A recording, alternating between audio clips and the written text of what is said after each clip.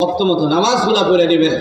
আল্লাহ আমাদেরকে তৌফিক দান করুক। যদি এই 7টা আমল পারি তাহলে আল্লাহ বলেন উলাইকা হুমুল ওয়ারিসুন, এরা হবে আমার ওয়ারিস, এরা জান্নাতুল ফিরদাউসে আমার সাথে ওয়ারিস হয়ে থাকবে, এরা জান্নাতুল ফিরদাউসে চিরদিন থাকবে। বলেন সুবহানাল্লাহ। আল্লাহ আমাকে, আপনাদের সবাইকে, আমার যারা যারা শুনছি সবাইকে এই কথাগুলোর উপর সঠিকভাবে আমল করে জান্নাতুল ফিরদাউসের ওয়ারিস হওয়ার তৌফিক দান করুক। ওয়া আখিরু দাওয়ানা আলহামদুলিল্লাহি রাব্বিল আলামিন। মাশাআল্লাহ, জাযাকাল্লাহ। হযরত অত্যন্ত গুরুত্বপূর্ণ আলোচনা করছিলেন। আল্লাহ তাআলা হযরতের হায়াতে আমলের মধ্যে বরকত দান করুন, সকলে বলে আমিন। এরপর যে আমাদের সম্মুখে গুরুত্বপূর্ণ তাকরীর পেশ করবেন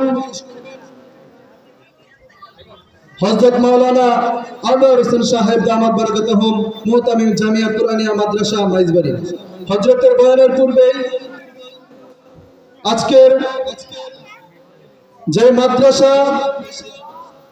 যে মাদ্রাসার উদ্দেশ্যে রওজাতুল বানাত মহিলা কওমি মাদ্রাসার উদ্যোগে যে মাহফিল হচ্ছে, এই মাদ্রাসার পক্ষ থেকে সম্মাননা স্মারক প্রদান করবেন হযরত মাওলানা আহসানুল্লাহ কাসিমি সাহেবকে মোহাম্মদ আলী হোসেন।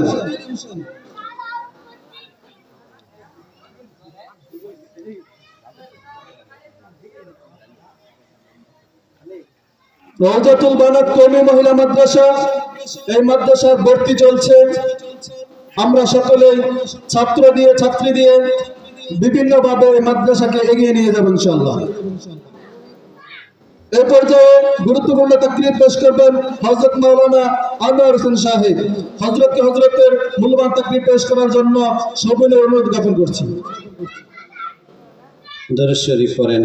আল্লাহুম্মা সাল্লি আলা মুহাম্মাদ ওয়া আলা আলি মুহাম্মাদ কামা সাল্লাইতা আলা ইব্রাহিম ওয়া আলা আলি ইব্রাহিম ইন্নাকা হামিদুম মাজিদ।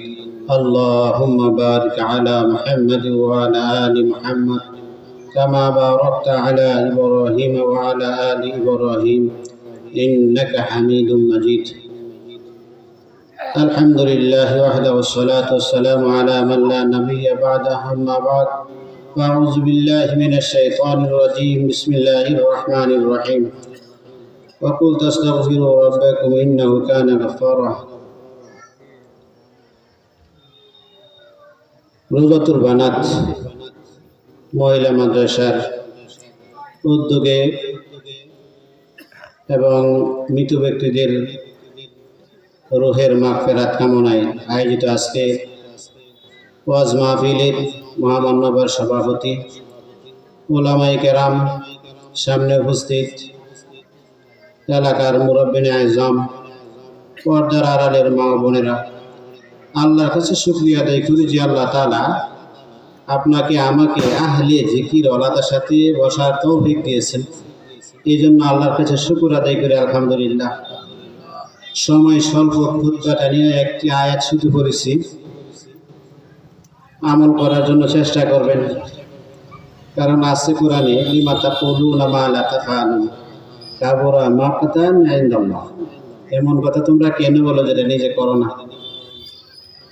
এই জন্য আমি আসলে ওয়াজ শুনছিলাম, আমার কাছে খুব ভালো লাগছিল, শুনতাম তাহলে ভালো হইতো আর কি, রাখতেছিল এরকম। তা আমল করার জন্য চেষ্টা করবেন। সেই আমলটা, দুইটা আমলের কথা বলতেছি। প্রথম আমল হচ্ছে আল্লাহ তাআলাকে রাজি খুশি করার জন্য সবচেয়ে বেশি কোন জিনিসটা আছে। এক বুজুর্গ আল্লাহকে স্বপ্নের মাধ্যমে জিজ্ঞাসা করেছেন ইমাম আহমদ রহমতুল্লাহ আলাইহি, যে আপনাকে রাজি খুশি করার জন্য, সন্তুষ্টি হাসিল করার জন্য সবচেয়ে তাড়াতাড়ি কোন জিনিস দ্বারা হাসিল করা যায়? আল্লাহ তাআলা উত্তর দিয়েছিলেন তেলাওয়াতে কোরআন। এই কোরআনে কারিমের তেলাওয়াত বর্তমান সমাজে নাই। আগেরকার যুগের মানুষ কোরআন তেলাওয়াত শুদ্ধ না, ও শুদ্ধ করে পড়তো, করে পড়তো। তারপরও দেখা যেত সকাল হলেই বৃদ্ধ মহিলারা, বৃদ্ধ পুরুষ যারা ছিল, যারা যেভাবে পারত বৈশা কোরআনে কারিম তেলাওয়াত করত। এরপরে কোরআনটাকে খুব সুন্দর করে যত্ন সহকারে উপরে রাখতো, চুমা খাইত। আজকে সেই তেলাওয়াত উঠে গিয়েছে সমাজ থেকে। এমনকি তলবে এলেমরাও কোরআনে কারিম এখন তেলাওয়াত করে না বাড়িতে এসে। এই জন্য প্রত্যেককে আমার আবেদন, কোরআনে কারিমের তেলাওয়াত প্রত্যেকটা ঘরে সকালবেলা যেন আমরা চালু করি।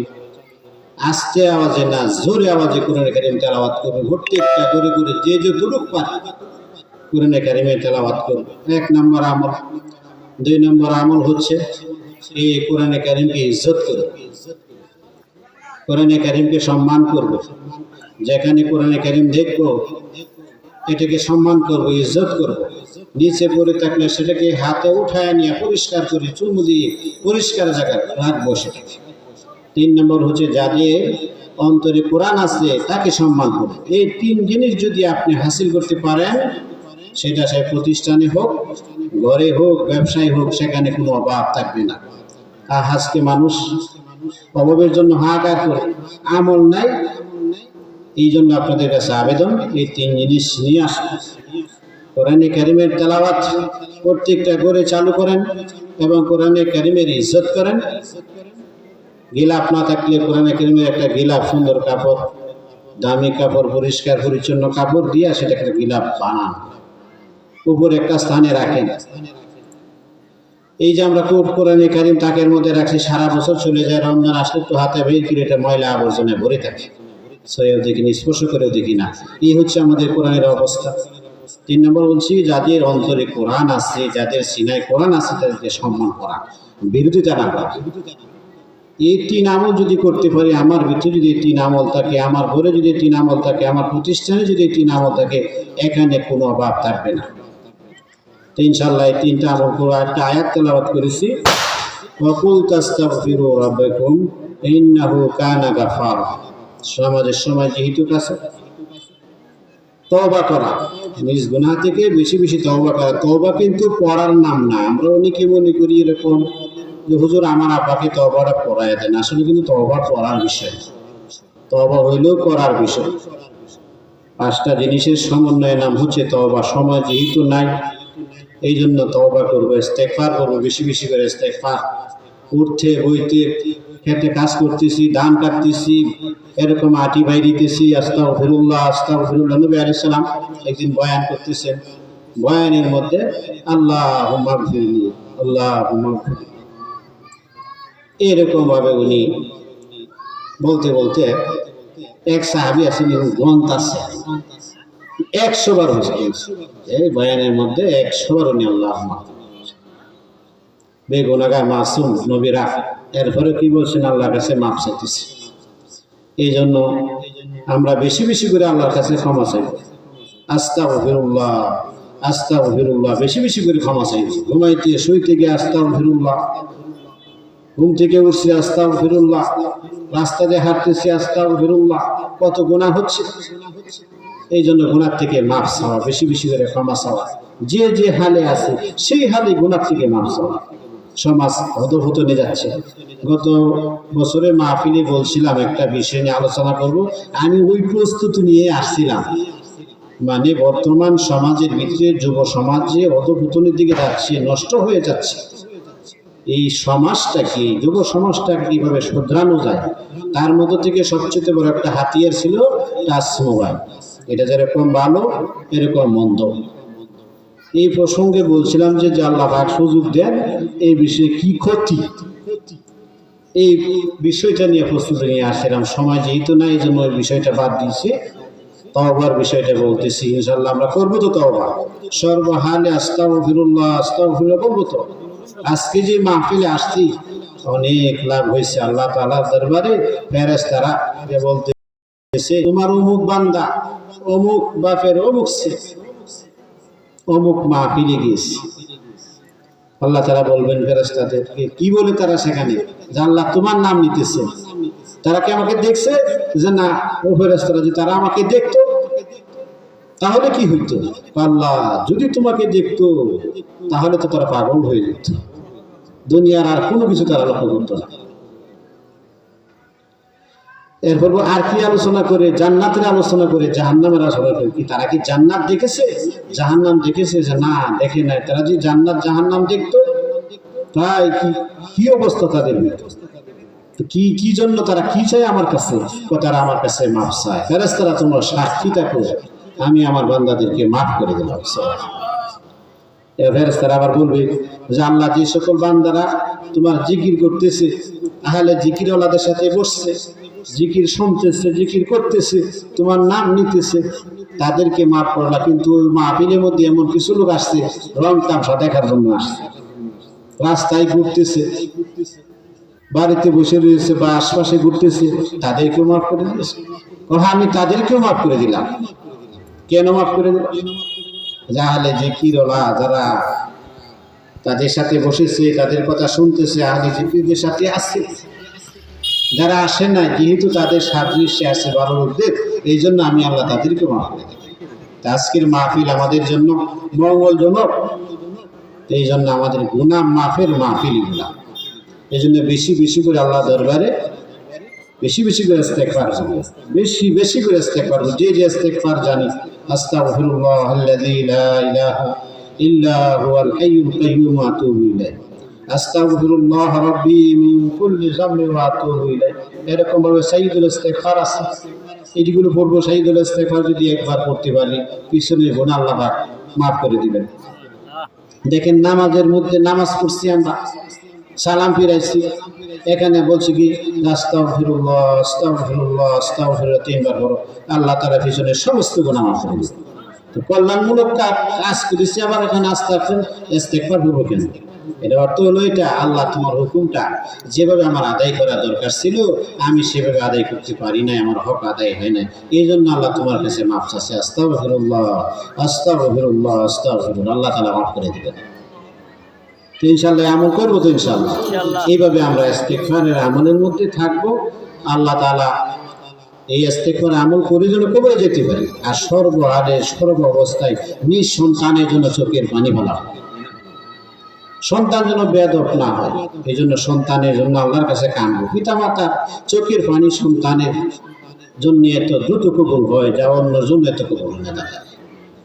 এই জন্য সন্তানের জন্য কাঁদবো, কোনো অবস্থাতে যেন সন্তান বেয়াদব না হয়, নষ্ট না হয়ে যায়, এই দিকটা খেয়াল করবো ইনশাআল্লাহ।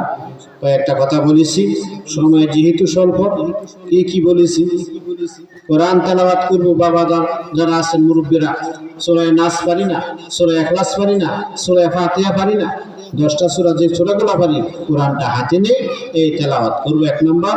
2 নম্বর হইল এই কোরআনকে ইজ্জত করবো, চুমা খাবো, বুকে ধারণ করবো, চোখে পানি ফেলবো, আল্লাহ আমি কোরআন শিখতে পারি না, আমি অপরাধী।